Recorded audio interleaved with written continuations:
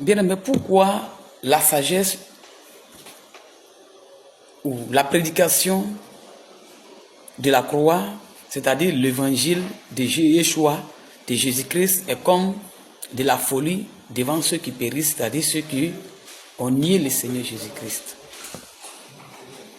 Puisque ils veulent que la vérité, comme l'écrivain a dit, il veut que la vérité soit selon leur réalité. C'est ce que l'homme essaie de comprendre. L'homme ne peut pas aller à la dimension de la connaissance divine sans autant chercher son Créateur, sans autant chercher la connaissance divine. La connaissance divine, on ne peut pas l'acquérir comme ça.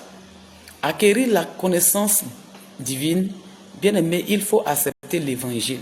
L'évangile, et c'est cet évangile qui te permettra de connaître la réalité ou la vérité de la prédication de la croix.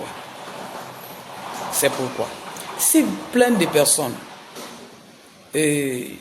plein de philosophes, nient l'évangile, trouvent que l'évangile, la parole, la Bible n'est pas la parole de Dieu, c'est seulement, ils sont dotés de la sagesse du monde, c'est-à-dire la sagesse humaine. Ils n'ont pas la sagesse de la prédication, c'est-à-dire la sagesse de l'évangile. Il faut la sagesse de l'évangile pour que Dieu puisse t'apprendre à connaître sa pensée. C'est pourquoi l'évangile, quand on parle de Christ, on annonce la bonne nouvelle. Beaucoup font la confrontation entre la parole de Dieu, l'évangile et les autres livres. Donc ils essaient de comparer leurs connaissances qu'ils ont.